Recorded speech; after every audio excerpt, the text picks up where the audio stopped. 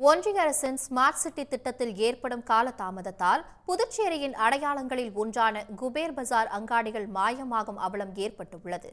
தங்களது வாழ்வாதாரத்திற்கான இடம் சமூக விரோதிகளின் கூடாரமாக மாறி வருவதாக வியாபாரிகள் வேதனை தெரிவித்துள்ளனர்.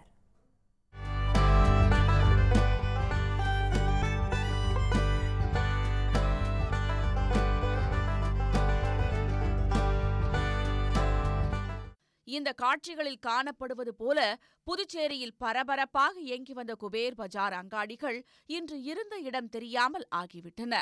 ஸ்மார்ட் சிட்டி திட்டத்தின் கீழ் அண்ணா திடலில் மினி விளையாட்டு அரங்கு அமைக்கும் பணி கடந்த 2021 தொடங்கின. அதை சுற்றியிருந்த 179 கடைகளும் புதிதாக கட்டித்தரப்படும் என வாக்குறுதி அளிக்கப்பட்டு இடிக்கப்பட்டன. ஓராண்டுக்குள் மீண்டும் கடைகள் கிடைத்துவிடும் என காத்திருந்த வியாபாரிகளுக்கு 3 ஆண்டுகள் கடந்தும் ஏமாற்றமே மிஞ்சியுள்ளது.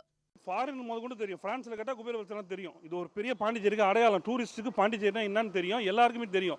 இது தெரிஞ்சிருக்க போது இந்த மாதிரி ஸ்மார்ட் சிட்டிலாம் கடையை காலி பண்ணி கொடுங்க, நாங்கள் உங்களுக்கு 11 மாதம் கட்டித்தரோம், எல்லாருக்கும் இருந்த இடத்துல கடன் சொல்லி உத்தரவாதம் கொடுத்ததால தான் கமிஷனர் கையெழுத்து போட்டு கொடுத்துருக்காரு.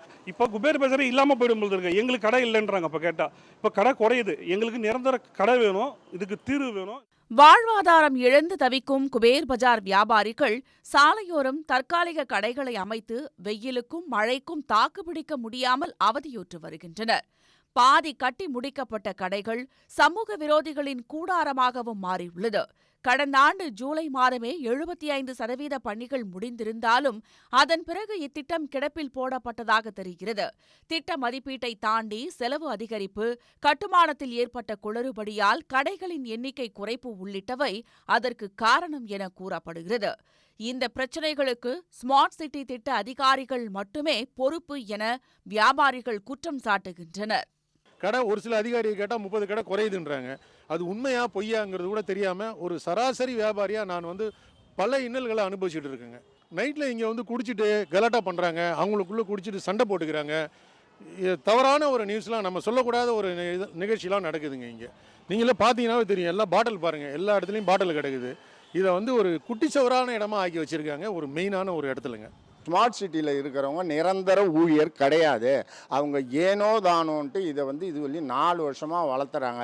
இப்பயும் ஸ்மார்ட் சிட்டி முனிசிபாலிட்டி, எல்ஏடி, எம்எல்ஏ, நிர்வாகிங்க ஒரு 4 பேர் உக்காந்தா இந்த பிரச்சனையை ஒரே நாளில் தீர்த்து வச்சிடலாம். ஏன்னு தெரியல, எங்கள் எல்லாரும் இது வழியும் 4 வருஷமாக கூப்பிடலாம். கடைகளுடன் விளையாட்டரங்க பணிகளும் கிடப்பில் இருப்பதால் விளையாட்டு வீரர்களும் பாதிக்கப்பட்டுள்ளனர். புதுச்சேரி அரசு இந்த விவகாரத்தில் தலையிட வேண்டும் என கோரிக்கை எழுந்துள்ளது. சன் செய்திகளுக்காக ஒளிப்பதிவாளர் வெங்கட்டுடன் புதுச்சேரி செய்தியாளர் மகாராஜபாண்டி. உடனுக்குடன் செய்திகளை தெரிந்து கொள்ள சன் நியூஸ் பெல் ஐகானை கிளிக் பண்ணுங்க.